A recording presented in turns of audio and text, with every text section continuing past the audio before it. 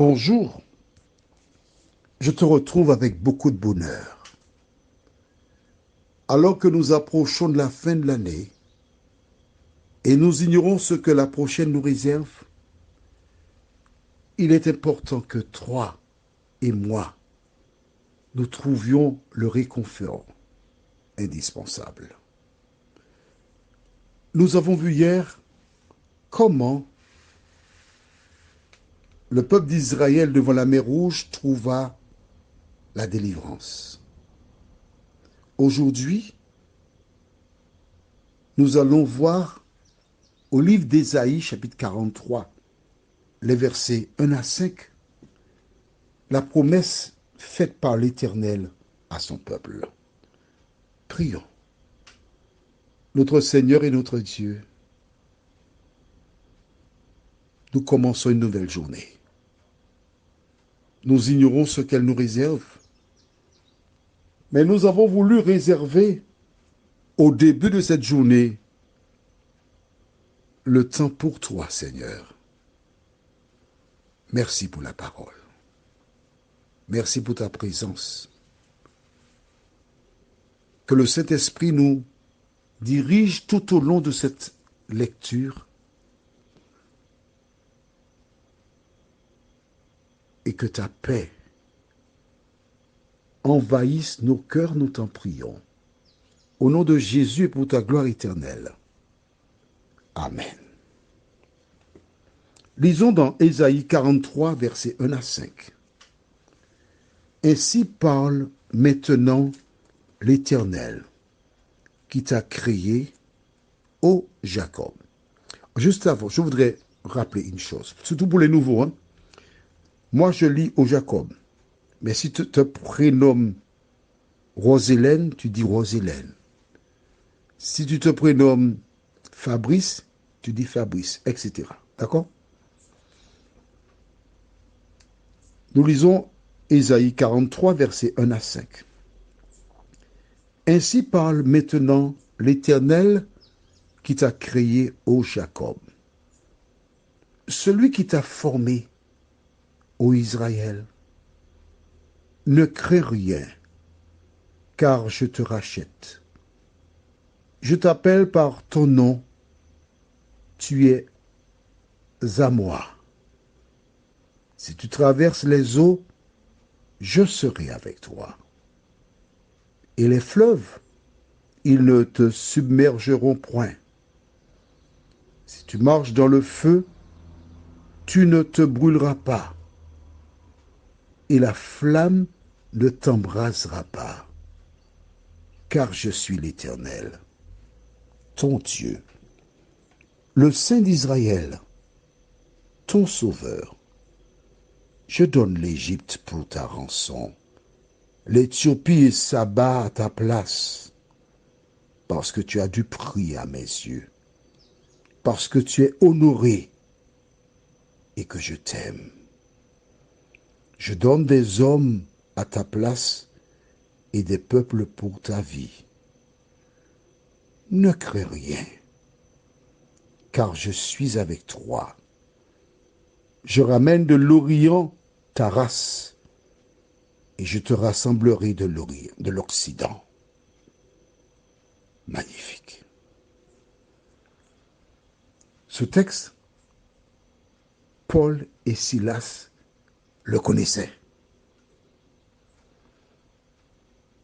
Ils lisaient les parchemins. Comment peuvent-ils douter de Dieu quand ce dernier a tenu des propos et qu'il ne change pas ce qui est sorti de ses lèvres? Ils ne peuvent pas. Ils sont conscients que l'Éternel les accompagne. Conscients qu'en lui, ils ont la sécurité. Vois-tu, tu vois des personnes de conditions humbles, dans des maisons précaires, entrer, sortir, dormir. Et chaque fois que nous entrons en période cyclonique, je ne manque pas dans mes prières de présenter ces personnes à Dieu, disant Seigneur, Je te présente toutes ces personnes qui ont des maisons de conditions humbles, qui coulent, qui n'ont pas tout le confort. Veille sur leur maison. Chaque fois qu'on annonce onde tropicale, tu peux être certaine ou certain que je prie pour ces personnes.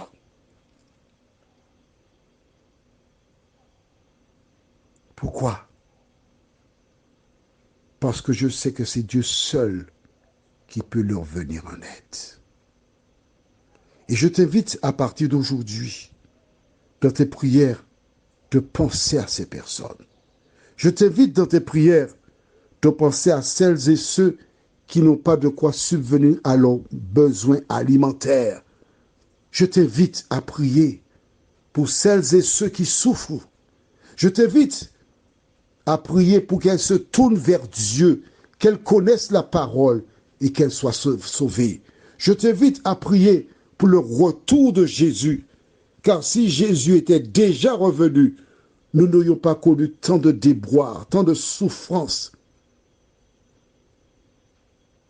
C'est pourquoi Jésus lui-même, quand les disciples lui demandèrent de leur enseigner comment prier, a dit dans le Notre Père, que ton règne vienne. Car avec tout ce que Jésus voyait, tout ce qui arrivera, comme il sait déjà, il sait que la solution au problème du monde, c'est seulement son retour. Mais s'il revient et tu n'es pas prête ou prêt, ce sera difficile. Voilà pourquoi il use de patience. Voilà pourquoi il m'a inspiré afin de réaliser des audios pour interpeller, pour appeler, afin que des gens se tournent vers lui et qu'ils soient sauvés. Jésus a fait la promesse. À 2 reprises, nous voyons qu'il dit « Ne crains rien ». À 2 reprises. Au verset 1er, « Ne crains rien, car je te rachète ». Au verset 5, « Ne crains rien, car je suis avec toi ». Jésus te dit de ne pas avoir peur. Et au verset 2, j'aime cela. Si tu traverses les eaux, je serai avec toi. Et les fleuves, ils ne te submergeront point. Si tu marches dans le feu, tu ne te brûleras pas, et la flamme ne t'embrasera pas. Protection divine.